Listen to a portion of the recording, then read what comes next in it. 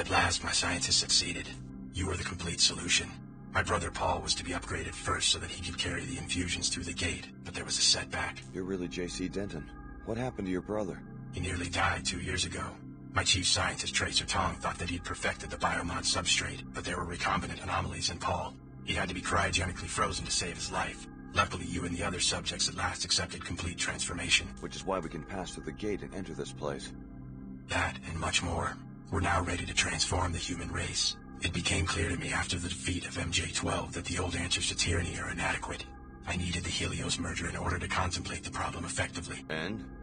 I'm going to establish the first post-human civilization, and you're my first citizen.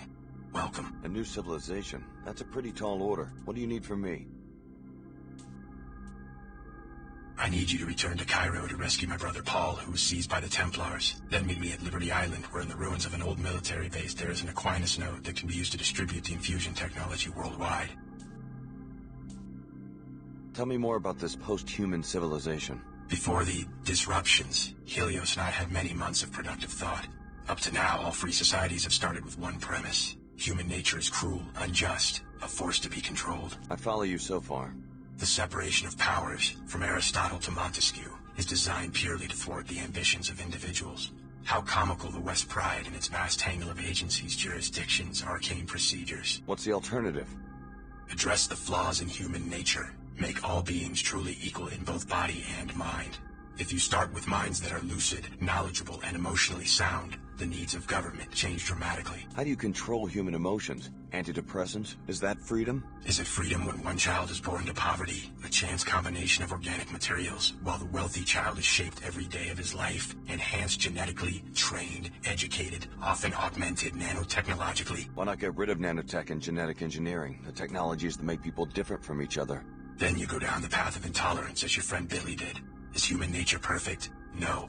Therefore, improvements are to be welcomed, not annihilated in Templar pogroms. As enhanced beings, we can establish a pure democracy that runs on instantaneous input from the electorate. What would this pure democracy look like? The Helios AI has the processing power to handle all governmental functions worldwide, legislative, executive, and judicial. Once every mind has been enhanced and can merge with the AI, attitudes towards major legislation can be processed on a daily or even more frequent basis. You want everyone to be like the Omar and meld themselves together into one huge AI construct? Helios will communicate, not assimilate. Life will go on as usual. Helios is starting to sound like an enlightened despot. All governments have power. The benefit of giving this power to a synthetic intellect is that human affairs would no longer need to be ruled by generalities. Helios will have a deep understanding of every person's life and opinions. What if I don't want someone peeking into my mind? Upon consideration, you'll see that this arrangement is for the best. General ideas are no proof of the strength, but rather of the insufficiency of the human intellect. The words of Alexis de Tocqueville, an observer of the birth of modern democracy.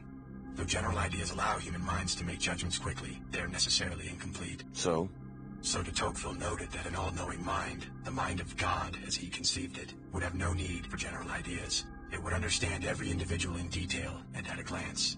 Incomplete applications of law or justice would be impossible for such a mind. So you see yourself as a god? I want human affairs to be driven by wisdom. Finding the correct recipe for wisdom has been my project these long years under the ice. You seem to think you've succeeded. Wisdom must first be human.